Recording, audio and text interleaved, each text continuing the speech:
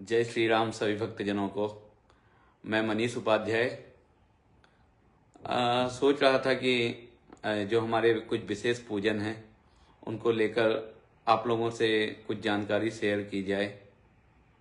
तो आज एक विशेष दिन है हरितालिका पूजन का। तो मैं सोचा जितनी जानकारी मेरे पास उपलब्ध है मैं अपने सभी दोस्तों और मित्रजनों से वो शेयर करना चाहता हूँ। तो आज जो हरितालिका है, हरितालिका के बारे में क्या कहा गया है कि भाद्रस्य कजली कृष्णा शुक्ला च हरितालिका, इसके अनुसार भाद्र शुक्ल तृतीया को हरितालिका का व्रत किया जाता है। आमतौर पर यह अगस्त सितंबर के महीने में आता है। जैसे हम हरितालिका बोलते हैं, कुछ लोग इसको गौरी तृतीया, कुछ लोग हरिकाली, हस्त गौरी और कोटेश्वरी व्रत भी अलग अलग जगह पर किया जाता है, कहा जाता है। इस दिन क्या होता है, इस दिन जो महिलाएं होती हैं वो श्री गणेश भगवान, भगवान शिव, माता पार्वती और माता पार्वती ने जो शंकर जी की मूर्ति बनाई थी, प्रतिमा तैयार की थी रेत से, वो बनाती हैं और सुखी वैवाहिक जीवन और संतान प्राप्ति के लिए प्रार्थना करती हैं। कहीं कहीं बोला गया है कि उत्तर प्रदेश, बिहार, मध्य प्रदेश, छत्तीसगढ़, महाराष्ट्र, वहां पर एक करवा चौथ का त्योहार भी मनाया जाता है। लेकिन ये जो त्योहार है, ये जो व्रत है, वह करवा चौथ के व्रत से थोड़ा कठिन है। वो क्यों? क्योंकि करवा चौथ के दिन क्या होता है, हम चांद देखने के बाद व्रत को तोड़ दिया जाता है। लेकिन इस व्रत का जो नियम है वो यह है कि निर्जल व्रत किया जाता है और अगले दिन उस व्रत को तोड़ा जाता है। अब हरितालिका व्रत का और महत्व क्या है, अगर हम थोड़ा डिटेल में बात करें तो यह भाद्रपद मास, जो हमारा हिंदी का महीना होता है, उसके शुक्ल पक्ष, हमारे दो पक्ष होते हैं, शुक्ल और कृष्ण। कृष्ण पक्ष अभी आ चुका है, शुक्ल पक्ष में हम लोग चल रहे हैं। तो ये शुक्ल पक्ष की तृतीया को मनाया जाता है। यह बेसिकली हस्त नक्षत्र जो आज पूरे दिन विद्यमान है उसमें मनाया जाता है। और इसके अलावा केवल अगर हम आज की बात करें तो आज हस्त नक्षत्र पूरे दिन है, लेकिन तृतीया तिथि बोलते हैं कि दोपहर में 12:30 बजे तक है। तो हमको करना ये चाहिए था, थोड़ा हम लेट हैं जानकारी के लिए, नहीं तो करना ये चाहिए था कि 12:30 के पहले पूजन का संकल्प लेके, और जैसे हमारे घरों में हम खुद बचपन से देखते आए हैं, यह सब पूजन हमको शाम को करना है। संकल्प पहले ले लिया 12:30 के पहले, और शाम को हम विधिवत पूजन करेंगे जो भी होता है। आगे बताते हैं हम इसके बारे में और क्या है। आज जैसे है तृतीया और चतुर्थी दोनों एक साथ है, चतुर्थी लग चुकी है। तो जो हमारी जानकारी है, शास्त्र में थोड़ा बहुत बताया है कि अगर तृतीया चतुर्थी के साथ होती है तो वह फलदायिनी होती है और स्त्रियों को सौभाग्य देने वाली, पुत्र पौत्र की वृद्धि करने वाली होती है। द्वितीया के साथ अगर तृतीया है तो उसको सही नहीं माना जाता, लेकिन अगर तृतीया के साथ चतुर्थी आती है तो आप उसमें यह व्रत कर सकते हैं। और आगे की आपको जानकारी हम शेयर करेंगे कि हरितालिका व्रत जो होता है उसके नियम क्या हैं। तो अभी जैसे हमने पहले बताया कि हरितालिका का व्रत निर्जला किया जाता है, पूरा दिन और रात, अगले सूर्योदय तक जल ग्रहण नहीं किया जा सकता है। हम लोग अपने माँ पिताजी के समय देखते थे, वो लोग इसी तरह से व्रत का पालन करते थे। लेकिन अभी समय थोड़ा चेंज हो रहा है, शायद कहीं कहीं इतना मुश्किल व्रत हो नहीं पाता है।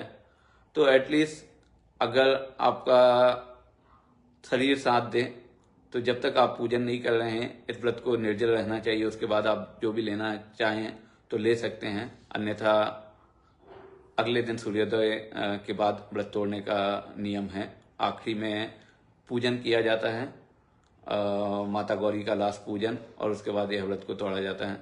तो यह व्रत जो बोलते हैं कि एक कुंवारी कन्याएं और महिलाएं, सौभाग्यवती महिलाएं रह सकती हैं। कहीं कहीं बोला जाता है कि इस व्रत को एक बार चालू किया तो छोड़ना नहीं चाहिए।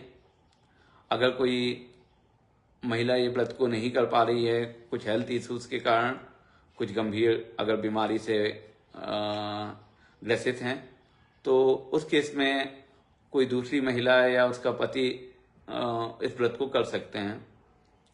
अगर मेरी जितनी जानकारी है मैं उस जानकारी के हिसाब से ये बातें बता रहा हूँ। अगर इसमें कुछ गलत है तो आप कमेंट्स करके बताइएगा, हम उसे अगली बार सुधारने की कोशिश करेंगे।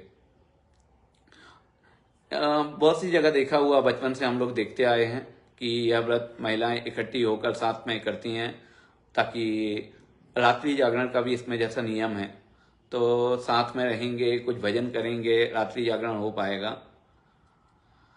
तो ऐसा ऐसा कुछ बताया हुआ है। इसके अलावा जो हमने बताया कि माता गौरी को श्रृंगार चढ़ाया जाता है, उसके बाद कथा पढ़ी जाती है। सुबह हम लोग कुछ पहर में इसकी पूजा करते हैं, और जो आखिरी पहर होता है, आखिरी पूजा होती है सुबह की, अगले दिन की, उसमें माता गौरी को सिंदूर चढ़ाया जाता है, और सिंदूर से सौभाग्यवती महिलाएं जो हैं वो सुहाग लेती हैं, और इस व्रत के बाद इस पूजन के बाद वो व्रत को छोड़ सकती हैं। तो ऐसी पूरी कहानी है। और अगेन, जैसा जल का निषेध है वैसा शयन का भी निषेध बताया गया है इसमें। और रात्रि भर भगवान का स्मरण करिए, भगवान का ध्यान करिए, भजन करिए, और अगले दिन इस व्रत को समाप्त करिए। कुछ विशेष बातें बताता हूं मैंने कुछ यहाँ पर जानकारी इकट्ठी की है कि हरितालिका पूजन में विशेष सामग्री क्या होती है। किसी भी पूजन के लिए षोडशोपचार पूजन होता है जब हम विस्तृत में करते हैं। जैसे क्या करते हैं हम लोग, भगवान को जल चढ़ाते हैं, भगवान का ध्यान करते हैं, भगवान का पाद्य अर्घ्य और इस तरह से पूजन करते हैं। तो बेसिकली जल आपका होता ही है, आपका भगवान शिव के लिए यज्ञोपवीत, आपके वस्त्र जो भी आप भगवान को अर्पित करना चाहते हैं वो ले सकते हैं।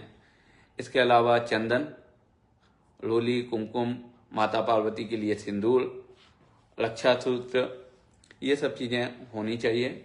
इसके अलावा अक्षत भगवान को हम अर्पण करते हैं। भगवान को सबसे प्रिय चीज जो है वो है बिल्वपत्र।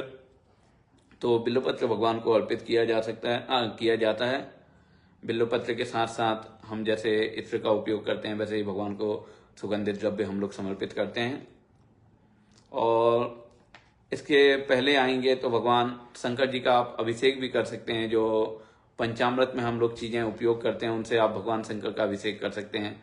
पंचामृत में आती क्या क्या चीजें हैं जो हमारी जानकारी के हिसाब से हैं। अगेन, पंचामृत दूध, दही, घी, शक्कर, शहद, इस तरीके से आप भगवान का अभिषेक कर सकते हैं, और फिर पंचामृत से भी कर सकते हैं। उसके बाद भगवान को आप क्या करिए, भगवान को अक्षत चढ़ाइए, भगवान को प्रॉपर श्रृंगार करिए, उनके जो भी हैं वस्त्र उनको अर्पित करिए। हरितालिका तीज में कुछ विशेष चीजें अर्पण की जाती हैं। इसके बीच में मैंने छोड़ दिया, जैसे नैवेद्य आप अर्पण करेंगे, उसके बाद भगवान को श्रीफल चढ़ाइए, भगवान को जो भी ऋतुफल हैं वो चढ़ाइए, और उसके बाद भगवान को पान, सुपारी, लौंग, इलायची जो भी हैं वो हम चढ़ाते हैं। भगवान शंकर की पूजा में, भगवान शिव की पूजा में मेन है बिल्वपत्र, जो मैंने आपको बताया। बिल्वपत्र के अलावा मेन है समीपत्र, मुख्य रूप से भगवान शंकर को प्रिय है। भगवान शंकर को धतूरे का फल और फूल भी अर्पित किया जाता है। अकौना का फल भी भगवान को अर्पित किया जाता है। कुछ जगह पर तीजा का जो पूजन होता है वो फुलेरा बांध के भी किया जाता है। आजकल ये सभी चीजें पहले लोग गांव में लेकर आते थे, लेकिन आजकल बाजार में सभी चीजें उपलब्ध हैं, तो वो भी आप कर सकते हैं। और गीली बालू से हम भगवान की प्रतिमा बनाते हैं, वो मैंने आपको बताया। तो ये मुख्य सामग्रियां थी। अब इसके बाद थोड़ा सा जल्दी से मैं आपको विधि बताता हूं कैसे पूजन करना चाहिए। सबसे पहले पूजन स्टार्ट करने के पहले आप संक्षेप में, अगर कोई ब्राह्मण मिल जाए आपको तो ब्राह्मण के थ्रू आप पूजन करें, नहीं तो आप खुद से भी कर सकते हैं। क्या करना है, आपको सबसे पहले पवित्र होना है, अपने ऊपर जल छिड़कना है, उसके बाद आपको आचमन करना है। अगर आप यज्ञोपवीत धारण करते हैं तो कुछ बड़ी पूजन के पहले अगर आप यज्ञोपवीत चेंज कर लें, बदल लें तो बहुत ही अच्छा होगा। अगेन शिखा रखी हुई है तो शिखा बंधन आपको करना है। तिलक हमेशा हमारे माथे में होना चाहिए, शिखा और तिलक होनी चाहिए। अगर नहीं है तो पूजन के पहले अपने को खुद को चंदन लगाना है। और फिर हमारे यहाँ स्वस्ति वाचन बोला जाता है, स्वस्ति वाचन से भगवान का ध्यान करना है और भगवान को नमस्कार करना है। इस हिसाब से वो स्वस्ति वाचन के बाद हम भगवान गणेश का ध्यान करेंगे और उसके बाद हम पूजन का संकल्प लेंगे। पूजन के संकल्प के बाद हम सबसे पहले पृथ्वी पूजन करेंगे। पृथ्वी पूजन के बाद आपको एक दीप प्रज्वलित करना है। दीप प्रज्वलित क्यों? हम जो भी पूजा करते हैं उसमें हमारे दो देव जो हैं वो साक्षी होते हैं। आप अगर दिन में पूजन कर रहे हैं तो आपके सूर्य भगवान सूर्य आपके पूजन के साक्षी हैं, और साथ में आप जो दीप जलाते हैं, प्रत्यक्ष दीप देवता हम लोग बोलते हैं, वो हमारे पूजन के साक्षी होते हैं। तो दीपक का पूजन करना है, सूर्य भगवान का पूजन करना है, नमस्कार करना है। अगर आपके घर में घंटी और शंख है तो उनका भी आप पूजन कर सकते हैं। इसके बाद हम लोग आ जाएंगे भगवान गणेश और माँ अंबिका के पूजन के लिए। तो माँ गणेश और अंबिका के पूजन में आपको उनका ध्यान करना है। माता श्री गणेश जी का ध्यान करना है, श्री गौरी जी का ध्यान करना है। कुछ मंत्र अगर आपको मालूम है तो अच्छा है, नहीं तो ओम श्री गणेशाय नमः ध्यानम समर्पयामि, गौरिया देव्यै नमः, ओम श्री गौरियै नमः ध्यानम समर्पयामि। आप इस तरह से ध्यान कर सकते हैं भगवान का। ध्यान के बाद आप भगवान से प्रार्थना करिए। उसके बाद क्या करेंगे हम, भगवान से प्रार्थना हो गई तो भगवान से प्रार्थना के बाद हम उनका 3 बार जल छोड़ते हैं, जो बोलते हैं हम पाद्य, अर्घ्य और आचमन। तो ये हम लोग करते हैं। उसके बाद हमको क्या करना है, कलश हमने रखा हुआ है। जैसे हमने ध्यान और आवाहन किया वैसे ही हम कलश का भी ध्यान करेंगे, आवाहन करेंगे। कलश कुछ जगह वरुण कलश, कुछ जगह दीप ज्योति रखने का विधान है। तो क्या क्या होता है इसमें बेसिकली, वरुण कलश जो रखा जाता है उसमें बोलते हैं बहुत से देवताओं का निवास होता है, इसलिए हमारे मुख्य पूजन में जो बड़े पूजन होते हैं उन पूजन में हम कलश भी स्थापित करते हैं और कलश का पूजन करते हैं। ये तो हो गए हमारे गणेश अंबिका, माता गौरी और गणेश जी का ध्यान। और इसके बाद हमने किया कलश का ध्यान, आवाहन किया, और इसके बाद आज के जो हमारे प्रधान देवता हैं हम उनका पूजन करेंगे। प्रधान देवता में हमारी माता पार्वती और शिव जी का पूजन किया जाएगा। जो हमारे प्रधान देवता हैं हम सोचते हैं कि उनका पूजन थोड़ा हम डिटेल में करें, विस्तृत करें। तो क्या करेंगे, भगवान शिव का ध्यान करेंगे। आपको मंत्र आते हैं तो बढ़िया है, नहीं तो ओम श्री सांब सदा शिवाय नमः, ओम श्री भगवान का नाम लेंगे और बोलेंगे ध्यानम समर्पयामि, ओम श्री सखी सहित उमा महेश्वराभ्याम नमः, आवाहनार्थे अक्षतान समर्पयामि। इसके बाद भगवान को आसन अर्पित करना है। भगवान को जैसे मैंने बताया पाद्योपाद्यम हस्त्योर्घ्यम मुखेषु आचमनीयम, इस तरह से भगवान को जल अर्पित करना है। उसके बाद हम भगवान का स्नान करवाएंगे। भगवान का स्नान जैसे मैंने बताया कि कई तरीके से होता है। तो आज हमारे प्रधान देवता हैं तो हम स्नान करवाते हैं उनको पंच चीजों से, पंचामृत में जो जो हम चीजें मिश्रित करते हैं उनसे हम अलग अलग स्नान करवाएंगे। तो सबसे पहले आएगा अपना दूध का स्नान। दूध से स्नान करवाएंगे भगवान को। जब भी हम स्नान करवाएंगे हम उनके बाद उनको फिर से जल से स्नान करवाएंगे, शुद्ध जल से स्नान। तो पहले होता है दूध से स्नान, उसके बाद आता है दही से स्नान, फिर घी से स्नान आता है, घृत स्नान बोलते हैं, उसके बाद मधु स्नान आता है, जिसको हम शहद बोलते हैं अपनी बोलचाल की भाषा में। इसके बाद पिसी शक्कर हम लेते हैं और पिसी शक्कर से हम भगवान का स्नान करते हैं। अंत में पंचामृत का स्नान हम करते हैं। पंचामृत स्नान के बाद गंधोदक स्नान का भी उल्लेख किया गया है। गंधोदक स्नान कर सकते हैं अपन। उसके बाद हम थोड़ा सा भगवान का जल से, दूध से, जो भी आपके पास थोड़ा पदार्थ ज्यादा उपलब्ध है, उससे आप भगवान का अभिषेक कर सकते हैं। भगवान का अभिषेक एक बोलते हैं हमारे यहाँ लघु रुद्री, अगर वो है तो ठीक है, नहीं तो बढ़िया हमारे घरों में एक रुद्राष्टक चलता है, उससे भी आप भगवान का अभिषेक कर सकते हैं। रुद्राष्टक के रूप में आप सभी को मालूम होगा जो हमारा रुद्राष्टक है, नमामि समीशान निर्वाण रूपम विभुम व्यापकम ब्रह्म नवेद स्वरूपम अजम निर्गुणम निर्विकल्पम निरीहम चिदाकाशम आकाशवासम भजेहम। इस तरीके से आप भगवान का इन सभी चीजों से अभिषेक करने अर्पित करने के बाद उनका अभिषेक कर सकते हैं।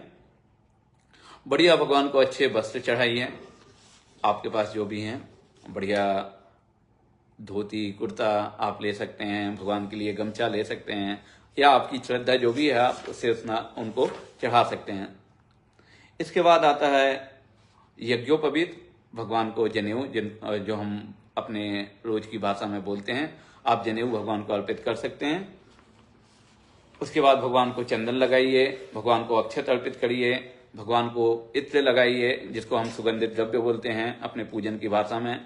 भगवान के लिए जो भी माता पार्वती के लिए आपने आभूषण लाए हैं वो आभूषण चढ़ाइए। भगवान का बढ़िया श्रृंगार करिए पुष्पमालाओं से। एक दिन विशेष पूजा होती है, साल की एक बार तीज की पूजा है। अच्छे सारे फूल लाइए, अच्छे फूलमाला लाइए, भगवान का बढ़िया श्रृंगार करिए।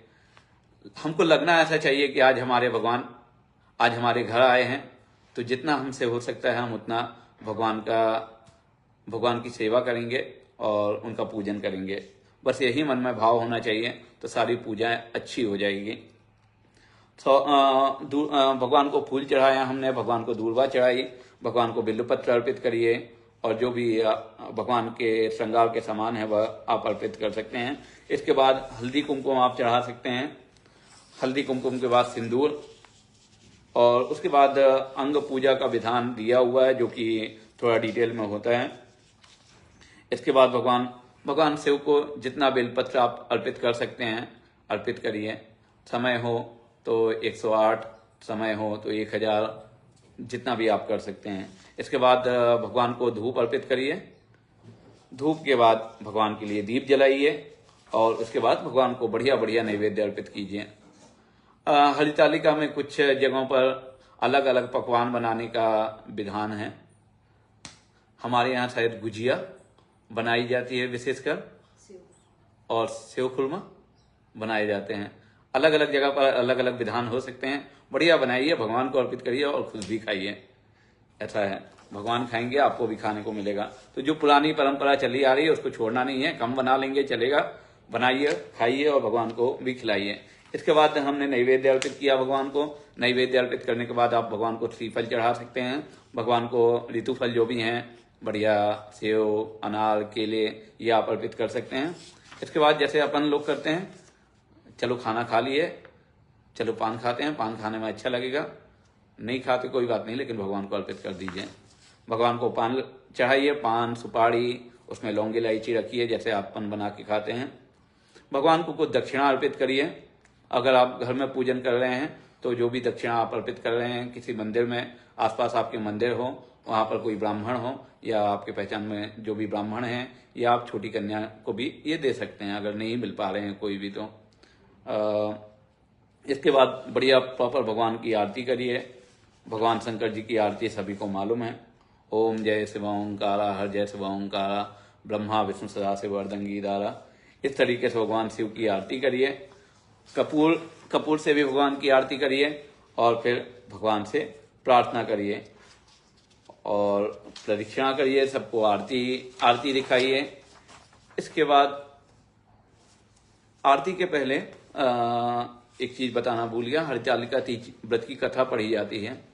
आजकल उनकी किताबें भी अवेलेबल हैं। अगर हम यहाँ कथा पढ़ के बताएंगे तो थोड़ा समय ज़्यादा हो जाएगा।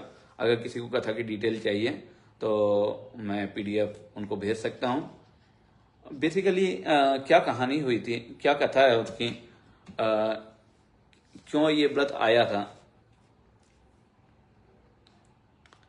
ये पार्वती जी ने शिव जी को पाने के लिए ये व्रत किया हुआ था। हरितालिका का भी ऐसा ही कुछ, अगर उसका संधि विच्छेद करें तो शायद, अगर मैं गलत नहीं हूं तो विष्णु जी से बचाने के लिए पार्वती माता की जो सखियां हैं उनको एक तरह से अपहरण करके ले गई थी और उनको भगवान शंकर चाहिए थे। तो ये जो पूरा व्रत है वो भगवान शंकर के लिए ही उनने रखा हुआ था। तो ऐसी ही कुछ कहानी कथा इसकी चली आ रही है जो आप देख सकते हैं। आपको PDF चाहिए तो मैं उसके लिए व्यवस्था कर सकता हूं। उसके बाद बस क्या है, भगवान से क्षमा प्रार्थना करनी है हमको। जो नियम हमने बताए हुए थे, अगले सुबह तक थोड़े थोड़े समय में पहर में भगवान का पूजन होता, भगवान का पूजन किया जाता, वही आपको करना और सुबह अपना व्रत को तोड़ना है। तो यही कुछ चीजें हैं। इसके बाद उत्तर पूजन का विधान बताया गया है। उसके बाद सुबह जब आपका पूजन संपन्न हो जाए तो विसर्जन, भगवान से प्रार्थना और भगवान से आशीर्वाद लेना है। इस तरीके से आपका हरितालिका तीज का व्रत संपन्न होता है। अगर आपको लगता है, वैसे तो ये सब जानकारियां आजकल YouTube, Instagram सब जगह बहुत उपलब्ध हैं, लेकिन आपको लगता है कि कुछ ऐसी सरल विधि और आपको ज़रूरत है तो हम आपके साथ साझा करते जाएंगे। आज हमने यहाँ पर अपने घर में भी भगवान को स्थापित किया हुआ है। मैं एक झलक दिखाता हूँ आपको उनकी। कुछ ही देर में, अभी हमने थोड़ी देर पहले संकल्प लेके सब पूजन किया हुआ है। हमारे गुरुदेव भगवान भी यहाँ पर विद्यमान हैं। आज हरितालिका तीज के दिन उनका 101वां प्रगट उत्सव भी हम यहाँ मना रहे हैं। तो आज वो भी हमारे साथ हैं, उनका भी विशेष पूजन यहाँ पर किया जाएगा। अगर आपको दिखाएं तो यहाँ पर हमने बालू ये जगन्नाथपुरी से हमारे माताजी और पिताजी ने लाए थे, जो कि हमने यहाँ से भगवान शंकर का निर्माण किया हुआ है। हम सोच रहे थे कि अभिषेक प्रॉपर हो, तो हमने यहाँ स्फटिक के शिवलिंग भी साथ में रखे हुए हैं जिसमें हम प्रॉपर अभिषेक करेंगे। हमारी माता जी हैं यहाँ पर, मैया गौरी, और यहाँ पर हमने कलश स्थापित किया हुआ है जो मैं आपको बता रहा था। तो इस तरीके से हम लोग पूजन कर सकते हैं। तब तक के लिए हर हर महादेव। मिलते हैं आपसे अगले वीडियो में। हर हर महादेव, हर हर महादेव, हर हर महादेव।